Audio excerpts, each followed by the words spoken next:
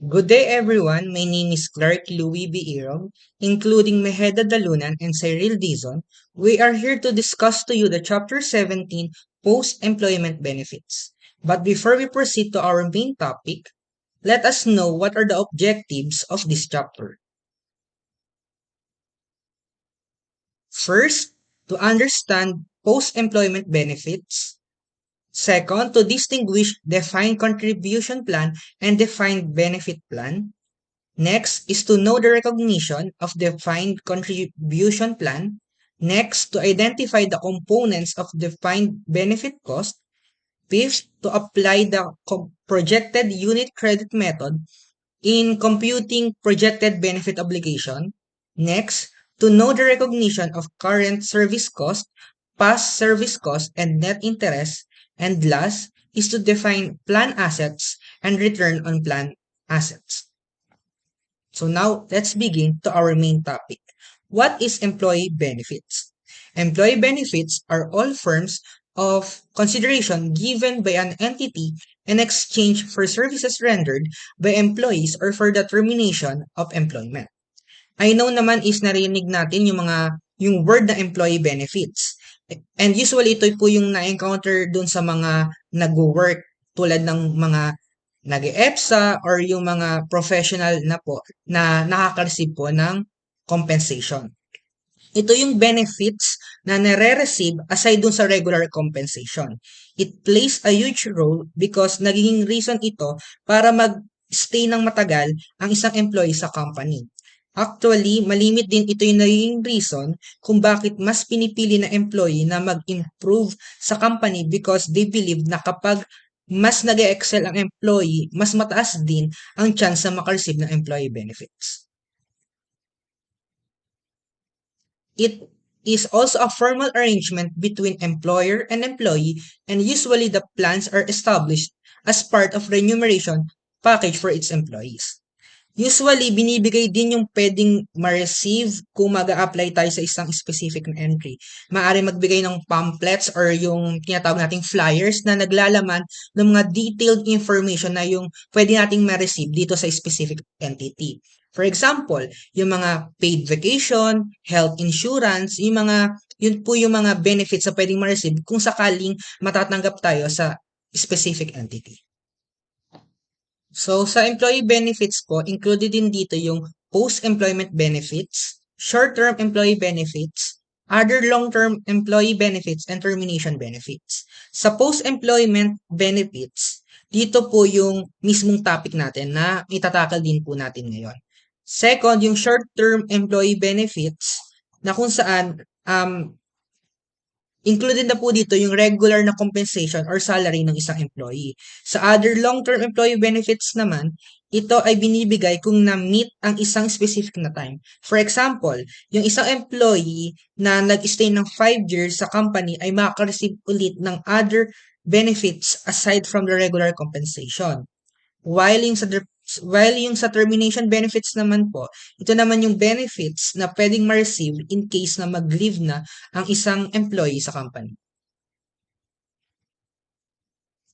Next is contributory plan. Dito naman po is parehas nagko-contribute ang employer and employee but usually tinatapatan or mas higit pa rin ang contribution ng employer kaysa sa employee. While sa non-contributory plan, only the employer makes the contribution. So it means na walang participation ang employee when it comes sa contribution.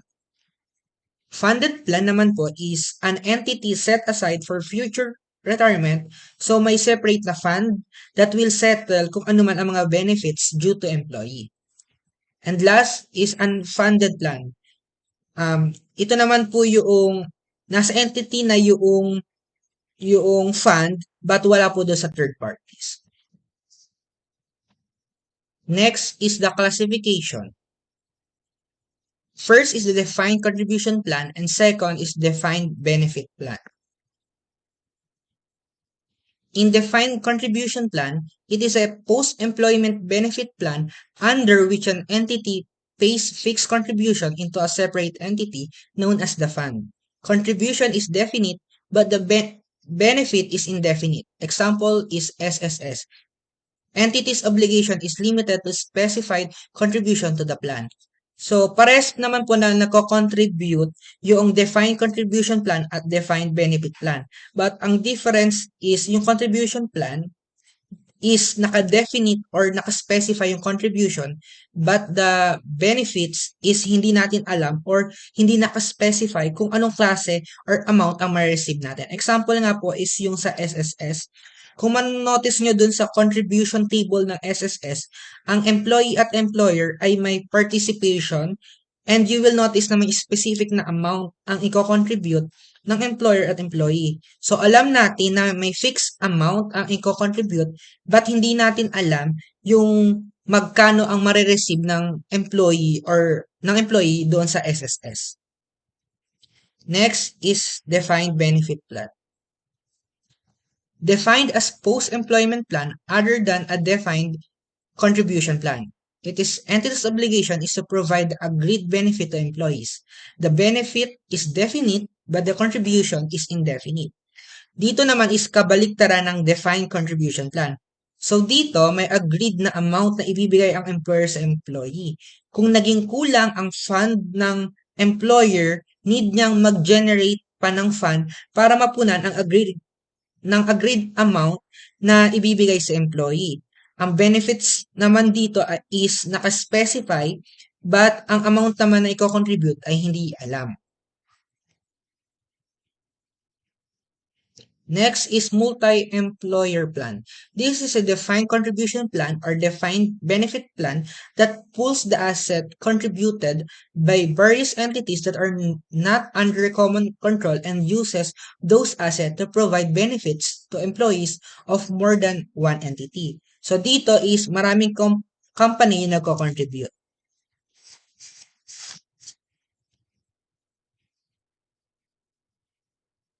Next is insured benefits. So, merong way para ma-consider kung ang insured benefits ay defined contribution plan or defined benefit plan. So, first, ma-consider na insured benefits kung ito ay defined contribution plan, kung ito ay ang insurance policy is in the name of specified plan participants or a group of participants in the entity does not have any legal or constructive obligation to cover any loss on the policy. Sa defined benefit plan naman is if the entity has legal or constructive obligation when they fall due. And next is to pay further amounts if the insurer does not pay all future employee benefits relating to employee service in the current and future period. So, accounting procedures. First, the contribution shall be recognized as expense in the period it is payable. Second, any unpaid amount at the end of the period shall be recognized as accrued expense. And third, excess contribution shall be recognized as prepaid expense, but only to the extent that the prepayment will lead to a reduction in future payments or a cash refund. Illustration 1. For defined contribution plan.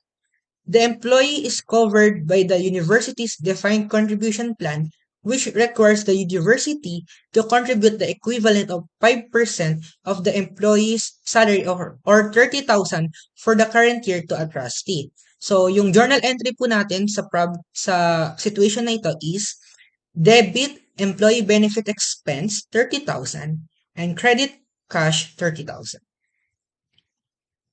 So, proceed to illustration 2. On January 31, 2022, an entity paid 100,000 contribution to a defined contribution plan in exchange for services performed by the employees in December 2021. So, we have two accounting entry here in this problem. So, first, to record the accrual of benefit on December 31, 2021. Debit employee benefit expense 100,000, credit accrued benefit payable 100,000. And the second entry is to record the payment of the contribution on January 31, 2022. Debit accrued benefit payable 100,000 and credit cash 100,000. And for the last illustration, On December 31, 2021, an entity paid 200,000 contribution to a defined contribution plan. Of this amount, 150,000 is in part exchange for services performed by the employees in December 2021, and the balance of 50,000 is in respect of services to be performed in 2022. The accounting entry is debit employee benefit expense 150,000, debit prepaid benefit expense 50,000, and credit cash 200,000. So, accounting for defined benefit plan.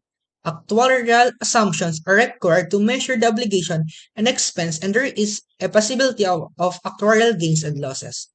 Obligations are measured on an undiscounted basis, and the expense recognized is not necessarily the amount of contribution for the period. So ito pong topic na to is mapa-further discuss ni Mejeda po. And for the components of defined benefit cost, first, the service cost. Ang included po dito is yung current service cost, past service cost, and any gain or loss on settlement.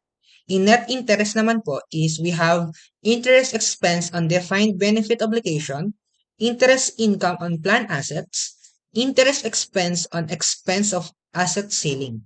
And for the remeasurement of plan assets, remeasurement of projected benefit obligation, and remeasurement of the effects of asset selling. Hi, good day everyone. I am Mejeda Dalunan and I'm going to continue Clark's report on chapter 17. So, let's start. So, let's talk about actuarial valuation method, which is used to solve for the defined benefit cost. It is usually done by the actuary.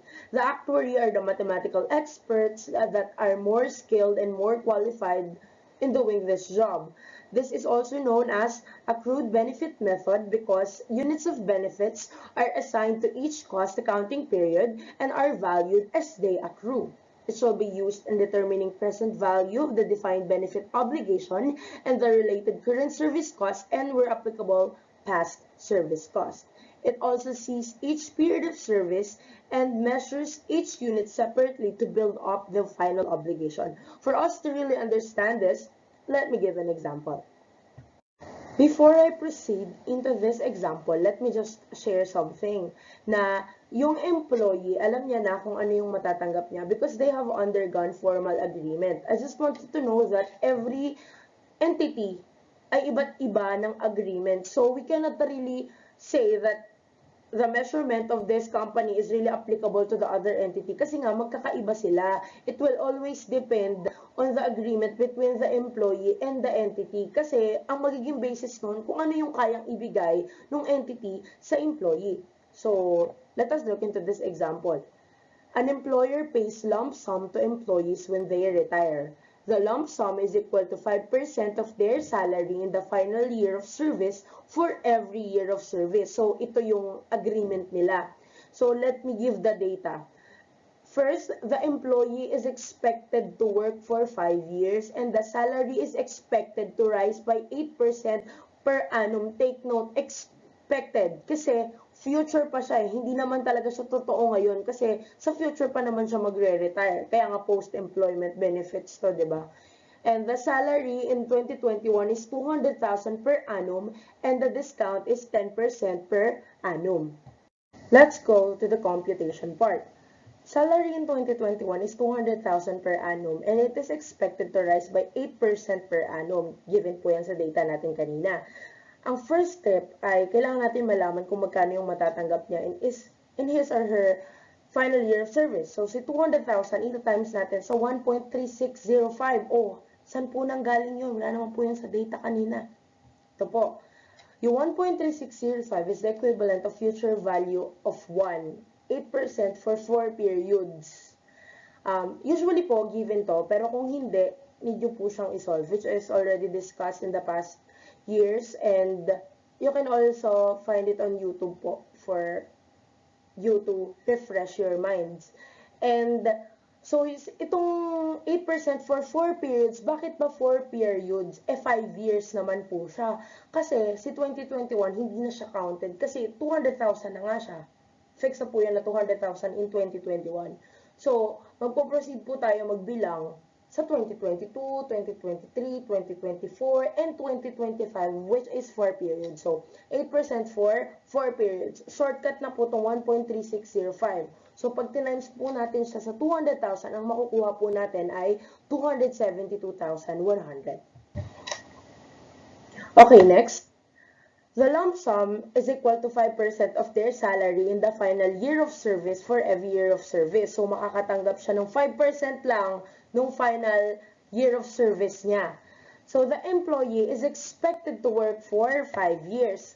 So, ito po, yung next step is to find the total employee benefits.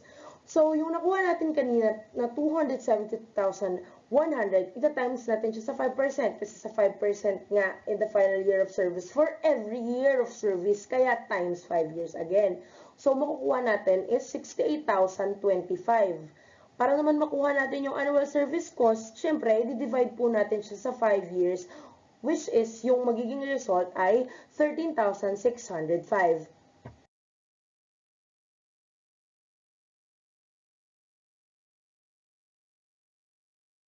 Let us look into the schedule.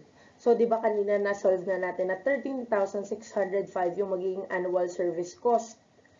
So, sa 2021 is 13,605.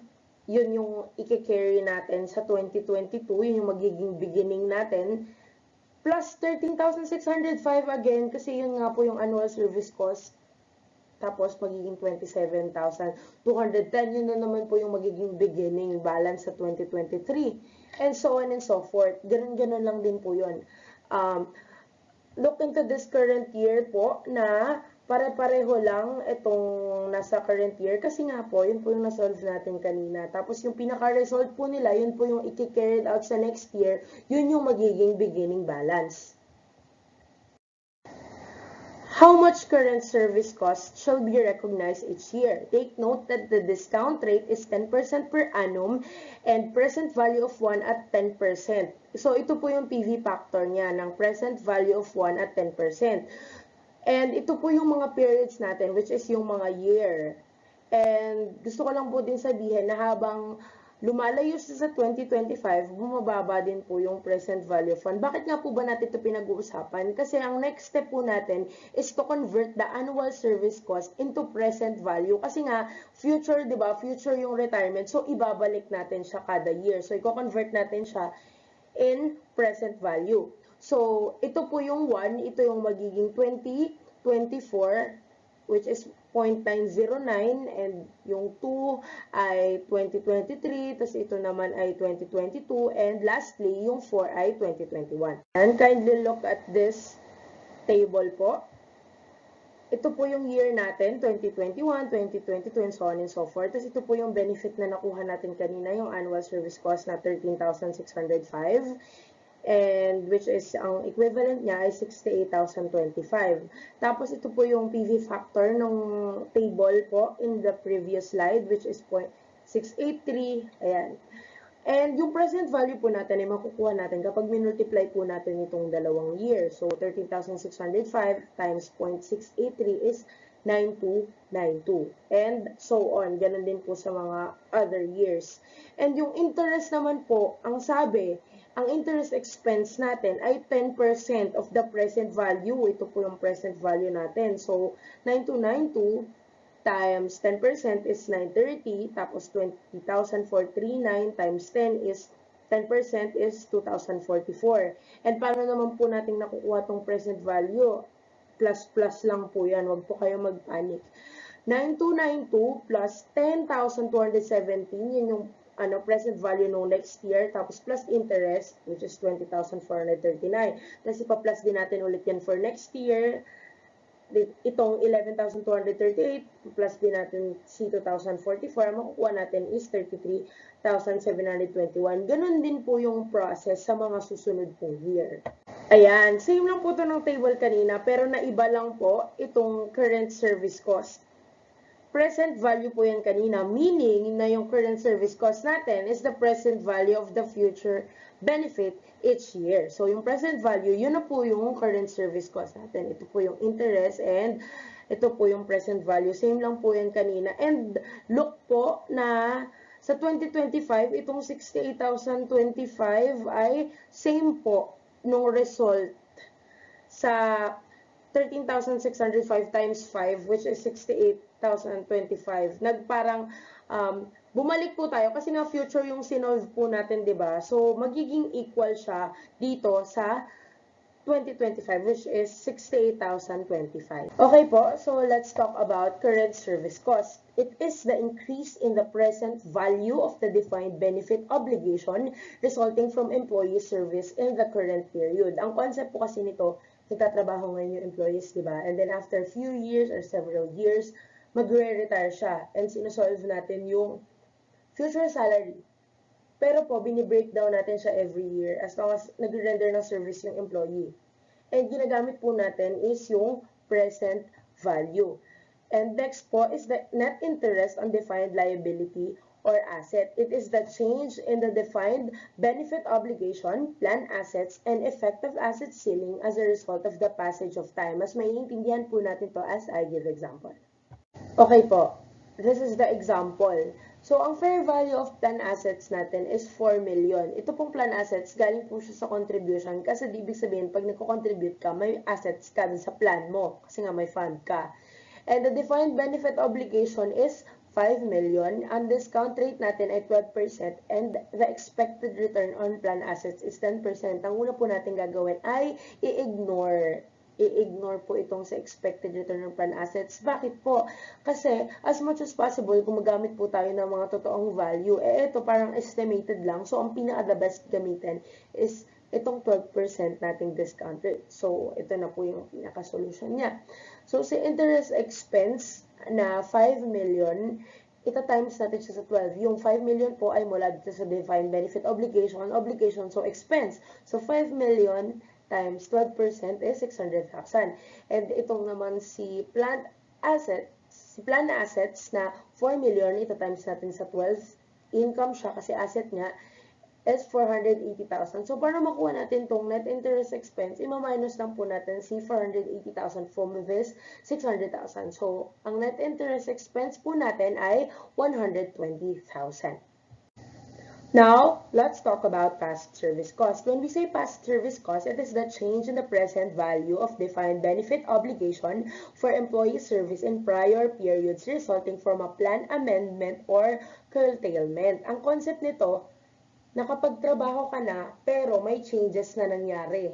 Hindi naman pwede nating i-ignore yung past. I mean, kasama pa rin siya sa solving natin. Hindi natin, kasi tinrabaho mo yun di ba?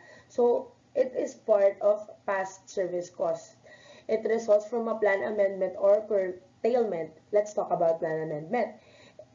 Plan amendment, nangyayari siya if nagkaroon ng introduction of defined benefit plan. Ibig sabihin parang hindi kayo nagkaroon, yung company ay walang defined benefit plan, then biglang nagkaroon, nakapagtrabaho ka na. So, past service cost pa rin yun.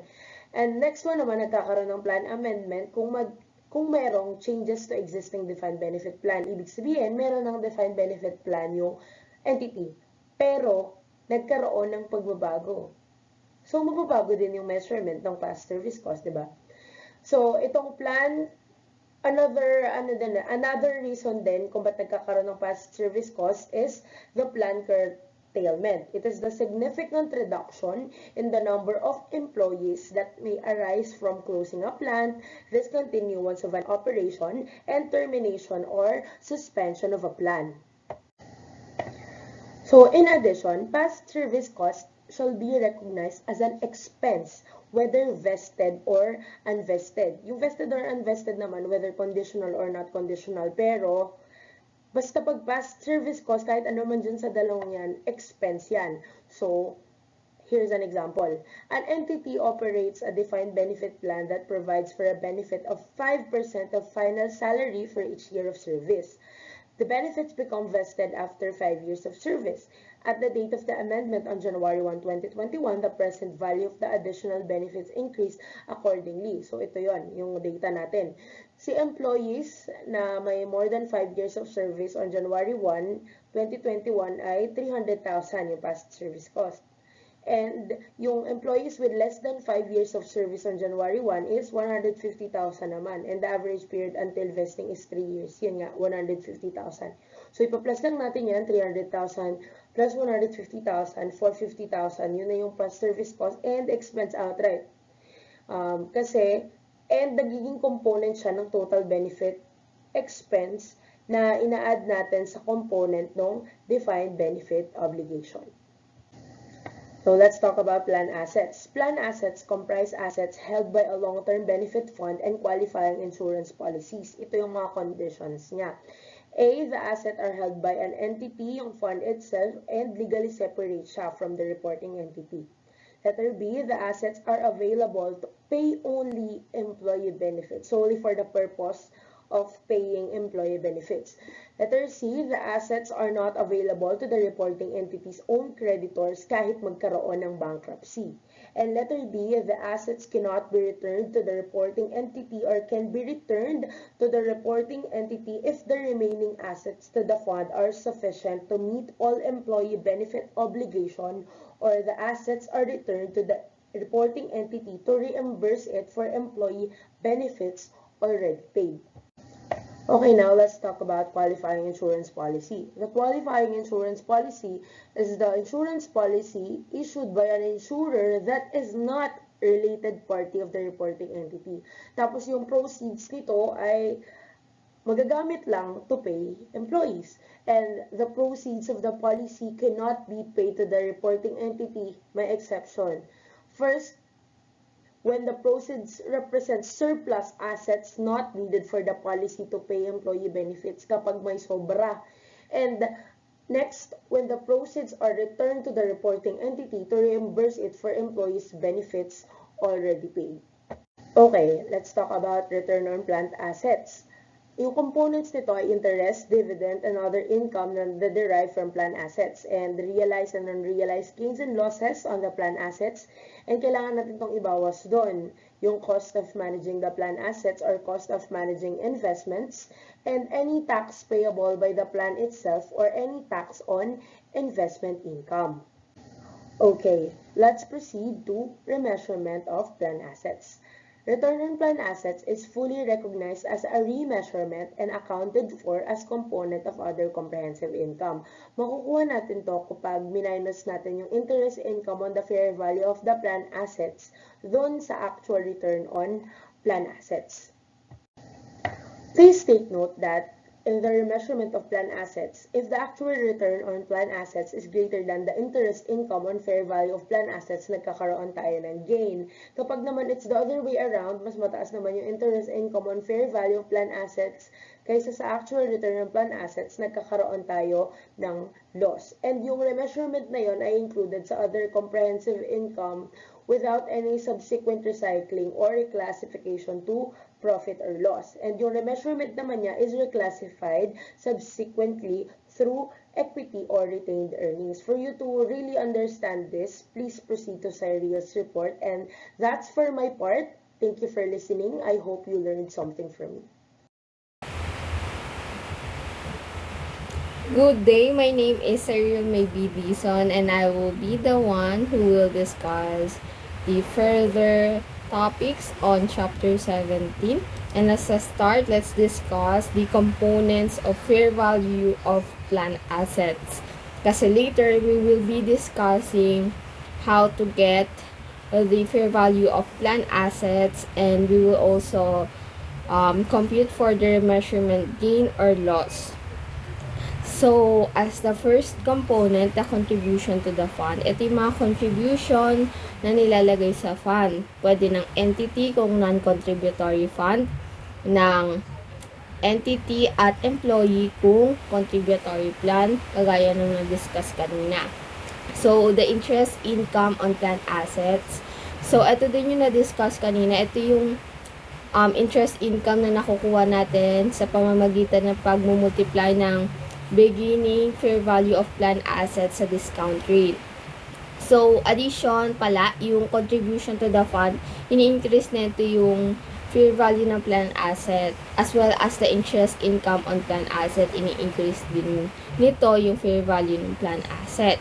So, next component is the remeasurement gain or loss on plan asset. So, ito yung i-illustrate natin mamaya kung paano ba na talaga nakukuha to in through an illustration. So, pwede naman to mapa-increase niya yung fair value ng plan asset kung gain o mapababa niya kung loss.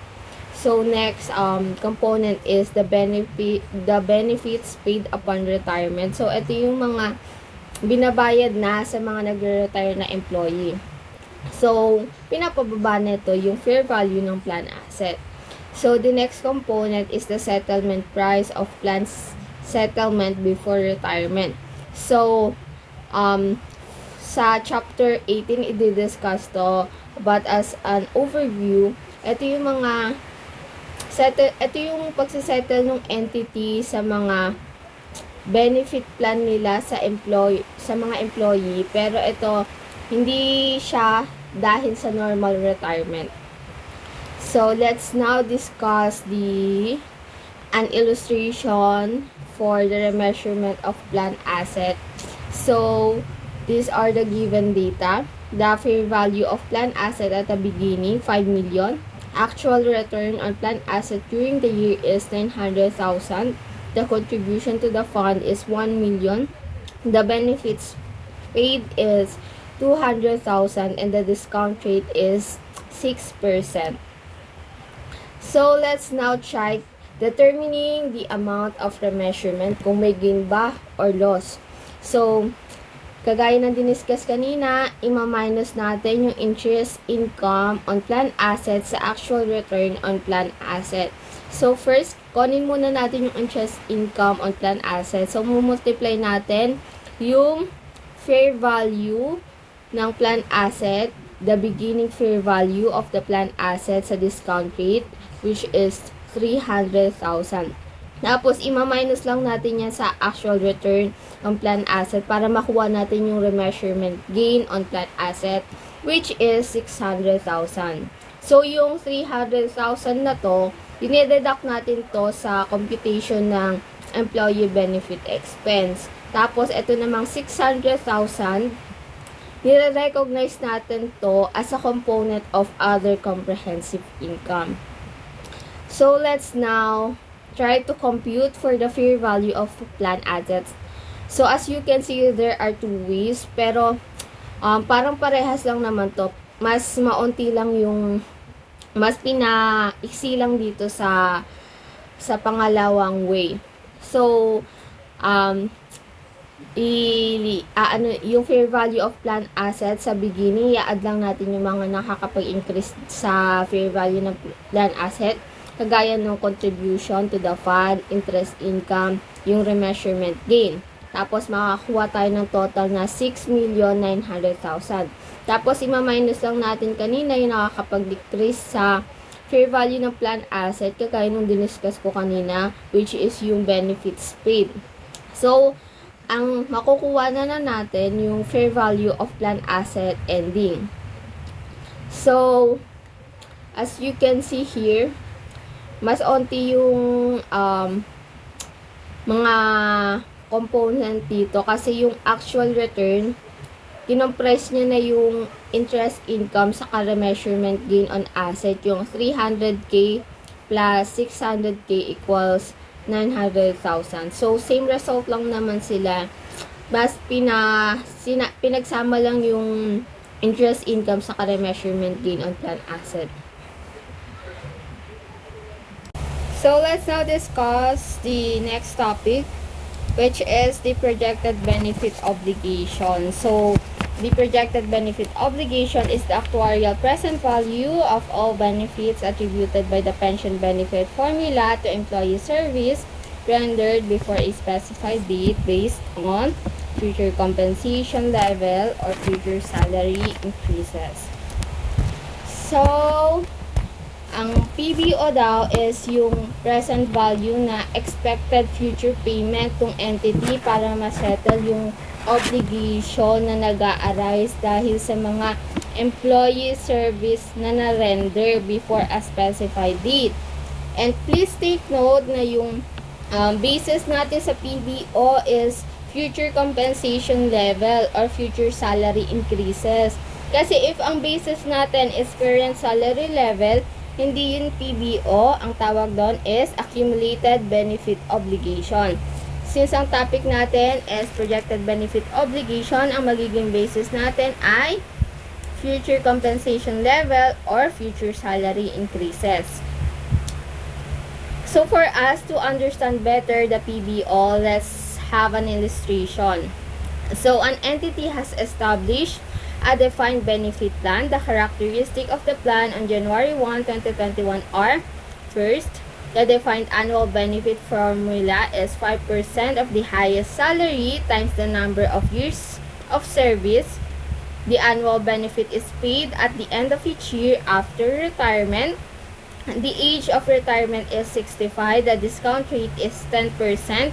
And the life expectancy of the employee is 8 years beyond retirement. So, ang sabi sa defined benefit plan ng entity na to, yung employee daw nila ay makaka-receive ng annual benefit for 8 years kasi nga, ayun lang yung life expectancy ng mga employee or until death. So, another data that is given, on January 1, 2021, an employee is 40 years of age and has worked for the entity for 5 years. The current salary is 500,000 annually. Since the retirement age is 65, it means that the employee has a remaining service period of 25 years. Assume that the current salary of the employee is 500,000 shall increase by 5% every year until retirement. So let's first get the basis of our benefit obligation, which is yung highest salary ng employee. So, since nag-i-increase siya every year ng 5%, so automatically, yung highest salary is yung last year ng employment. So, after 25 years yon from January 1, 2021. So, ita-times lang natin yung current salary nung January 1, 2021 na 500,000 sa future value of 1 at 5% for 25 years. 5% kasi nag-i-increase ng 5% every year. For 25 years kasi 25 years pa yung 25 years pa yung retirement date ng employee. So, 3.3864. So, after multiplying, makukuha na natin yung salary nung employee for the year 2045, which is 1,693,200. So, after that, kunin naman natin yung yung na-earn na nung employee for his 5 years of service. So, sabi sa ating defined benefit formula, ang makukuha ng employee annually is 5% ng highest salary times the number of service. So, if may 1 year of service, ito times sa 1. If may 5 years of service, ito times sa 5. So, if may 30 years of service, ito times lang sa 30. So, yung sa yung illustration kanina, yung employee ay nakapagtrabaho lang sa entity for 5 years. So, ang na-earn niya lang na annual benefit is this, the 423,300. Tinimes lang natin yung 5% sa highest salary tapos sa number of years of service. So, hindi pa yan yung natin. Kukunin pa natin yung present value. Kukunin pa natin kung yung magkano yung benefit obligation na i-recognize natin in January 1, 2021. Kasi nga, January 1, 2021 lang nagkaroon ng defined benefit obligation. Tapos i-record natin yung benefit obligation na na-incur na ng company dahil sa 5 years ng service ng employee na pinag-uusapan natin. So, yung i-record natin for January 1, 2021 na benefit obligation is equal to the present value of the annual benefit of 423,300 already earned by the employee in 5 years. Ito yung nakuha natin kanina na annual benefit na ng employee kasi nakapagtrabaho na siya sa entity ng 5 years. So, kunin natin yung present value. So, yung annual benefit for 5 years of service, ita-times natin siya sa present value of ordinary annuity of 1 at 10% for 8 years na 5.335. So, bakit 10%? Ito yung discount rate natin. Ginamit natin ay present value of ordinary annuity of 1 kasi nga annually makaka-receive yung employee ng benefit for 8 years kasi nga ayun lang yung expected life ng employee after his retirement. So, makukuha na natin yung present value nun for January 1, 2046 which is 2,258,305. So, hindi pa yan yung i-recognize natin for January 1, 2021. I-multiply pa natin yan sa present value of 1 at 10% for 25 years. Kasi 25 years pa babayaran yung after 25 years pa ma-entitled yung employee sa benefit na yon kasi nga 'di ba ang retirement is 65 years of age. So may 25 years pa siya na service. So i-multiply natin yung present value ng January 1, 2046 sa present value of 1 at 10% for 25 years. Tapos makukuha na natin yung present value of benefit obligation during January 1, 2021. Which is 208,442. So, for us to better understand the projected benefit obligation, let us continue the build-up of the projected benefit obligation for another 5 years. So, kunin natin yung current service cost or yung present value of the future benefit for the next 5 years.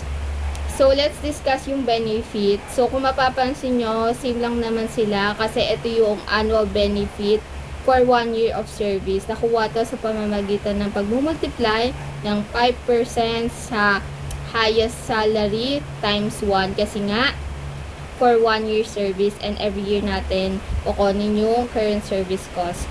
So, imumultiply natin siya sa present value of ordinary annuity of 1 at 10% for 8 years, kagaya na ang ginawa natin kanina sa nauna nating illustration before this. So, same lang naman siya kasi nga tinimes natin siya sa present value of ordinary annuity kasi nga after retirement, every year, annually, makaka-receive yung employee ng benefit. Ita-times na natin siya sa present value of 1. Kung mapapansin nyo, the present value of 1 is nag-i-increase siya kasi mas nalalapit na yung retirement ng employee, nalalapit na yung pagbabayad ng entity, nalalapit na yung pagbabayad ng entity ng annual benefit sa employee, kaya tumataas siya. Ito ay present value of 1 at 10% for 24 years, for 23 years, 22, 21, and 20 years. So, imumultiply lang natin yan. Yung benefit, PV of annuity, PV of 1. Makukuha na natin yung current service cost. Pero, hindi pa yan yung projected benefit obligation natin. Kasi, kasama sa projected benefit obligation, ang interest expense. So, ang interest expense ay nire-recognize natin kasi nga naka-present value yung current service cost natin.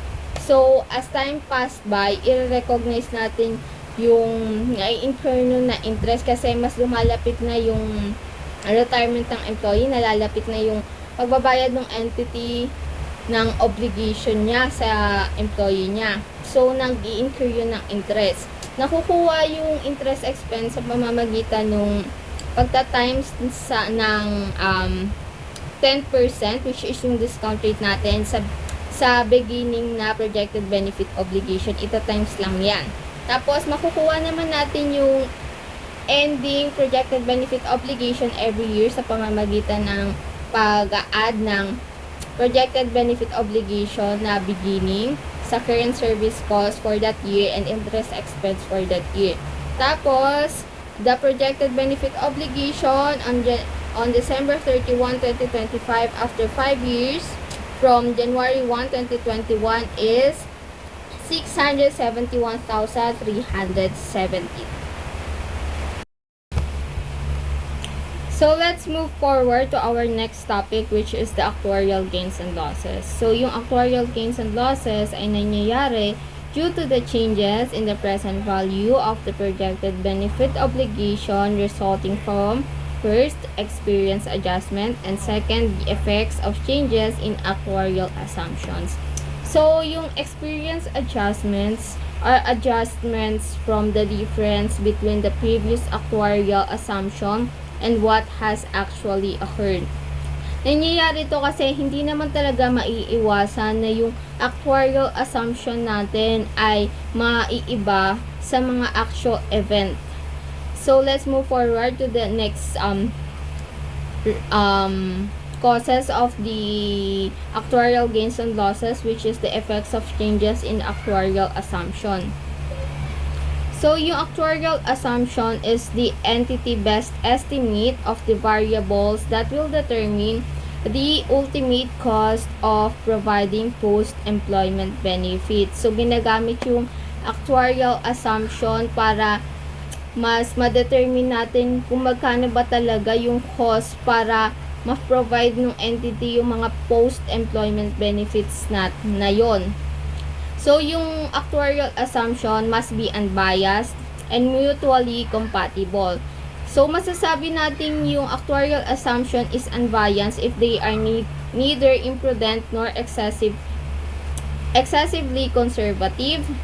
Kung hindi sobra-sobra or masyadong binabawasan, too cautious yung pag-assumption nila, dapat balance lang, nasa gitna lang. So, yung actuarial assumption naman natin ay masasabi natin mutually compatible if they reflect the economic relationships between factors such as inflation, rates of salary increases, and the return of plan asset and discount rate. Dapat nire-reflect ng mga actuarial assumption yung mga relationship between this, yung inflation, yung salary increases, at iba pa. So, yung actuarial assumption ay kino-comprise ng demographic assumption saka financial assumptions. Yung demographic assumption is dealing with the mortality, rate of employee turnover, disability, early retirement, proportion of plan members eligible for benefits, and claim rates under medical plan. Yung financial assumption naman ay dinidil yung mga discount rate, future salary, and benefit levels. Tapos, yung future medical cost and taxes payable by the plan. Tapos, please take note na yung discount rate natin ay nade-determined by market yield. So, yung market yield first is the interest rate that is earned by investing in securities with high liquidity and maturities of less than 1 year. So, yung discount rate are from market yields at the end of the reporting period from high quality bonds. If hindi known yung high quality market yield ng high quality bonds, titignan na lang natin yung market yields at the end of the reporting period from the government bonds. So, yung mga common usual causes ng actuarial gains and losses are unexpected high or low rate of employee turnover, early retirement, or mortality and increase in salary, changes in assumption concerning benefit payment option, change in the discount rate. So, please take note na hindi kasama sa actuarial gains and losses yung mga changes dahil sa introduction, amendment, and curtailment or settlement of benefit plan. So, let's discuss the last topic on Chapter 17, which is the remeasurement of projected benefit obligation. So, sa remeasurement ng PBO, pwede tayong magkaroon ng actuarial loss, pwede din tayong magkaroon ng actuarial gain. Magkakaroon tayo ng actuarial loss kung yung actual benefit obligation natin ay mas mataas kumpara sa estimated benefit obligation. It means tumaas yung projected benefit obligation natin. So, it means magkakaroon tayo ng actuarial loss. Magkakaroon naman tayo ng actuarial gain kung yung actual benefit obligation natin ay mas mababa kaysa sa estimated benefit obligation. Ibig sabihin dito bumaba yung projected benefit obligation natin. Kaya magkakaroon tayo ng actuarial gain. So, as an illustration, first illustration is the actual PBO is 6 million. The estimated PBO is only 5 million. Here, mas mababa yung in-estimate natin na PBO kumpara sa actual na PBO na na-incur during that period. So, magkakaroon tayo ng actuarial loss. And for the next illustration naman, yung actual PBO naman natin is 8 million. Tapos, yung PBO natin na estimated is 9.5 million. It means, mas mababa yung actual natin kaysa sa in-estimate natin. Parang bumaba yung projected benefit obligation natin, kaya magkakaroon tayo ng actuarial gain. So, please take note that yung actuarial gain and losses na malalaman natin sa pagre-remeasurement ng PBO is mare-recognize siya sa other comprehensive income. And please take note also that this is not subsequently reclassified to profit or loss but transferred to retained earnings. That's all. Thank you. I hope you learned something from our discussion about the post-employment benefit.